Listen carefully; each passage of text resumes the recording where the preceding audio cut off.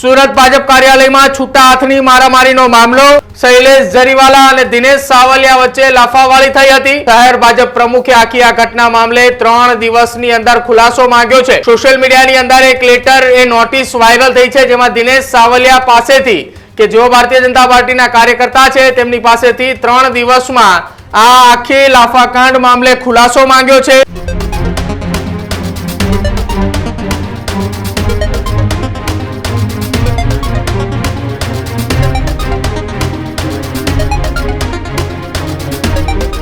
नमस्कार, आप જોઈ રહ્યા છો ન્યૂઝ રૂમ ને આપની સાથે હું છું પ્રદીપ। મહત્વપૂર્ણ સમાચાર એ સુરત થી સામે આવી રહ્યા છે કે જ્યાં સુરત ભાજપ કાર્યાલય ખાતે લાફાવાળી બાદ હવે સુરત શહેર ભાજપના એ પ્રમુખે ખુલાસો માંગ્યો છે।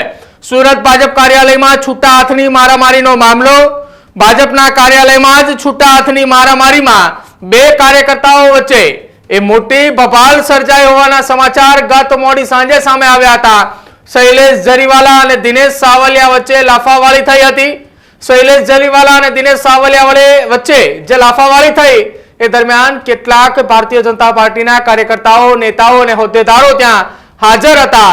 જો કે શહેર ભાજપ પ્રમુખે આખી આ ઘટના મામલે 3 દિવસની અંદર ખુલાસો માંગ્યો છે। સોશિયલ મીડિયાની અંદર એક લેટર એ નોટિસ વાયરલ થઈ છે, જેમાં દિનેશ સાવલિયા પાસેથી કે જેઓ ભારતીય જનતા પાર્ટીના કાર્યકર્તા છે તેમની પાસેથી 3 દિવસમાં આ આખી લાફાકાંડ મામલે ખુલાસો માંગ્યો છે।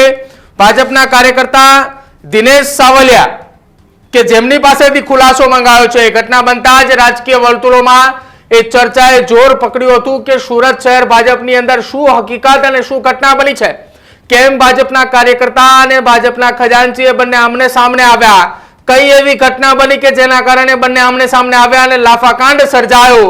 જો કે આ ઘટનાની ચર્ચા સમગ્ર ગુજરાતની રાજનીતિની અંદર શરૂ થઈ છે કે સુરત ભાજપ કાર્યાલયની અંદર ભાજપના 2 કાર્યકર્તાઓ આમને સામને આવ્યા। ભાજપના જ ખજાનચી અને ભાજપના જ એક કાર્યકર આમને સામને આવતા મોટી બબાલ સર્જાઈ હતી। મોડી રાત્રે જ્યારે આ ઘટના બની ત્યારબાદ સોશિયલ મીડિયામાં વિડીયો વાયરલ થયો હતો। આ સોશિયલ મીડિયામાં વિડીયો વાયરલ થયા બાદ શહેર ભાજપના પ્રમુખે એક નોટિસ આપી છે, જેમાં દિનેશ સાવલિયાને નોટિસ મોકલાઈ છે। સોશિયલ મીડિયામાં વાયરલ થયેલ વિડીયો બાબતે નોટિસ આપવામાં આવી છે, જેમાં લખ્યું છે ભારતીય જનતા પાર્ટી સુરત મહાનગરના કાર્યાલયનો એક વિડીયો સોશિયલ મીડિયામાં વાયરલ થયો છે, જેમાં ભાજપના જે બંને કાર્યકર્તાઓ, એક ભાજપના કાર્યકર્તા અને ભાજપના ખજાનચી વચ્ચે જે બબાલ થઈ છે, જે લાફાવાળી થઈ છે, તેને લઈને ખુલાસો માંગવામાં આવ્યો છે। હવે આખી આ ઘટનાની અંદર મહત્વપૂર્ણ વાત એ છે કે ચા નાસ્તાને લઈને પટ્ટાવાળા સાથે બોલાચાલી થઈ હતી। બોલાચાલી અંગે પટ્ટાવાળાએ ખજાનચી શૈલેષ જરીવાલાને જાણ કરી અને અચાનક જ ખજાનચી શૈલેષ જરીવાલાએ દિનેશ સાવલિયા સાથે વિવાદ શરૂ કર્યો, જે બાદ દિનેશ સાવલિયાએ શૈલેષ જરીવાલાને લાફો ઝીકી દીધો હતો। આ પ્રકારની ચર્ચા અત્યારે સુરત શહેરની અંદર ચાલી રહી છે, પરંતુ હવે એ જો આખી આ ઘટનાની અંદર શું હકીકત હતી, જો કે હકીકતની અંદર લાફાકાંડ થયો ત્યારબાદ સુરત ભાજપ કાર્યાલય ખાતે આ પ્રકારની ઘટનાઓ બની કે જ્યાં લાફાકાંડ સર્જાયો।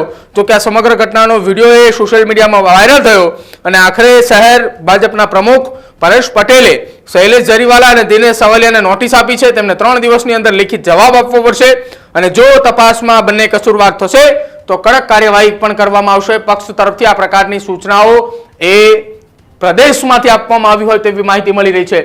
જો એ આખી ઘટનાની અંદર જે લાફાકાંડ સર્જાયો એ ઘટનાની અંદર શું કઈ ચર્ચાઓ થઈ હતી, શું બબાલ થઈ, એ એક આખો વિડીયો સાંભળો તમે।